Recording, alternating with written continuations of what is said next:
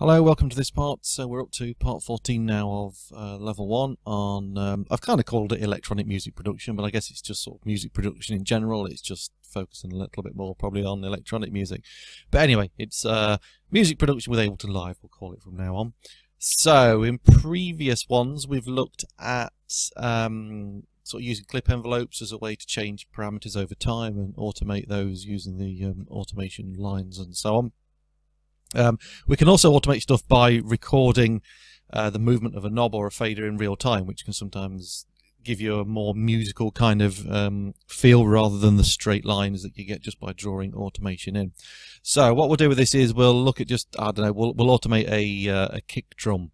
So we're going to start off with, we'll stick an 808 kit in. So easiest way to find it is you just go in the drum section rather than trying to go through all of these, just use the search function. So just put 808 in there and we'll stick the classic kit in.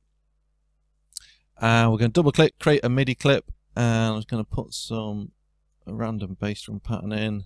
That will do. Let's see if that's working. Okay, we'll slow it down a little bit. And just so we've got a bit more time to sort of automate stuff over, we will make that 4 bars.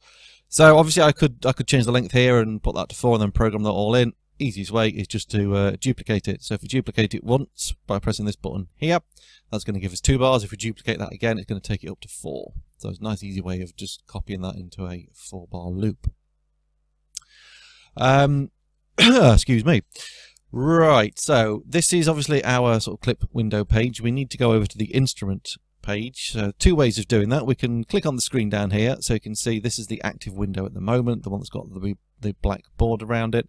If we click on this bit here, that's going to take us over to the instrument page. The other way is Shift on Tab. That's on a PC. I'm guessing it's Command Tab on a Mac. Not sure, never used one, but anyway, I'm assuming it's the same kind of thing. So that's a quicker way of getting between the two. So Shift and Tab.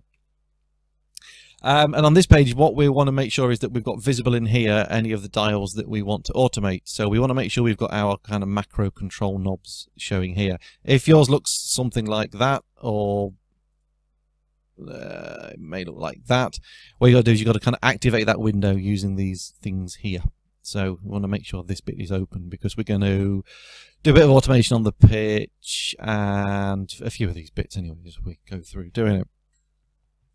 So first thing we've got to make sure is that this little box up here, which is the automation arm button, is activated. So if it's grey like that, that means it's not activated. So we need to click on it and make that yellow. So that's going to enable it to kind of arm whatever track we are recording onto to record automation. It won't do it if that's not on.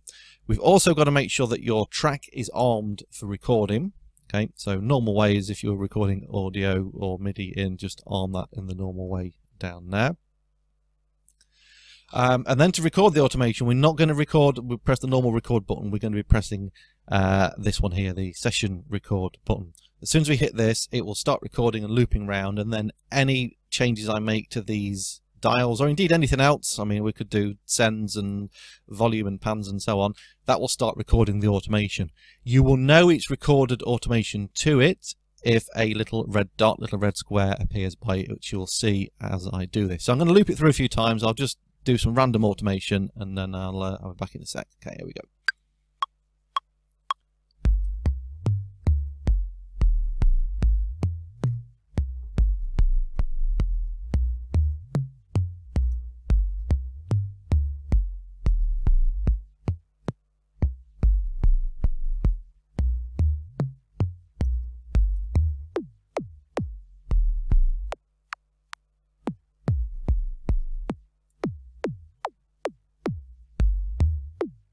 Okay, a little bit random, but you get the idea. So as you can see, as we play that clip back, you can see all of these now moving by themselves. They're all automated. Now, if we go back over to the clip view window, what we will see over here, well, we won't see anything at the moment because we've not got the correct boxes open down here, because this is just our notes that we put in here. We need to have the envelopes window open, which is the E little button here. And what we'll get on here, what it will show us is the last automated parameter that we recorded, which, if you remember rightly, was the drop thing over here. So that's why we've got this on here. So you can see now the automation. If I play it again, you can see it's following these automation lines. If you did want to kind of have like a, because obviously it records all these little dots and gives you rather than a straight line. If you do want a straight line, it's pretty easy just to do that. Just highlight that section and then hit your delete key on your keyboard, and it will get rid of all those little breakpoints and give you a straight line. So let's see if we want to do it on that bit there. Same thing. You can get the straight lines if you wish, but the point behind this is that we're trying to get rid of the straight lines. So this drop down box here, so this is you can see here, this is the kick section of our drum kit. If we go on the second drop down box, we can see the other parameters on here that we've recorded automation on. So it's the ones with the red squares, red dots next to them. So if we want to have a look what we did with the pitch, we just choose that and we can see the automation there for the pitch. And then the top box gives you these, basically all the other parameters that we can automate on this this 808 kit. So obviously you've got all the different instruments, you've got the kicks, the rims and the snares, etc, etc.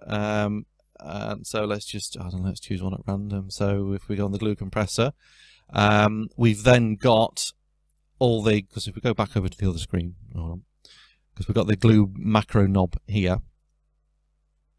But then this gives us, sorry, go back, where are we? Was that? Then this would give us the option to choose any other automation that we want to do on here, and we can draw these in as well, and so on. So yeah, that's it. So it's just another way of putting automation onto your clips, rather than having to sit and click and you know, which can be very time consuming and also very unmusical at times as well, particularly if you've got a MIDI controller, something like push, when obviously you can record then the movements of the faders and the knobs, etc. on there, which does make it a lot quicker to record your automation if you've got, you know, like a 2 or 3 minute song that you want to record stuff over, kind of like a performance. This is obviously the better way of doing it rather than drawing it all in by hand with the mouse, which takes forever.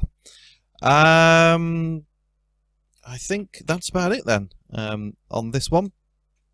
Yeah, I think that's covered everything I want to say on this one. So yeah, experiment away with that. Obviously there is limitless things that you can automate. It's just down to your automation. Like I say, it works with basically anything. Let's just do another one just to finish off. So if we did it with okay, so that's the sends to the reverb. So you can see that if we're in that the clip view envelope down here, it will appear straight on here, so you can actually see what you're recording. Let's do some delay.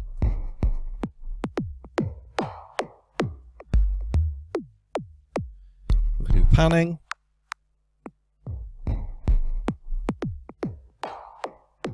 Okay, so you can get some crazy kind of sounds. Then if you click in the envelopes, you can see anything that we've automated, as we've said before, is going to have a little red dot next to it. So you can see all those that we've just done all came under the mixer section. So that's like the main sort of heading, and then these are the subsections of that. And you can see that we automated the panning and the sends, etc. Okay, so thanks for watching. If you've got any questions or comments, then obviously stick them in the box below. And I will see you in the next one, which amazingly enough will be part 15. Thanks for watching. See you soon. Cheers.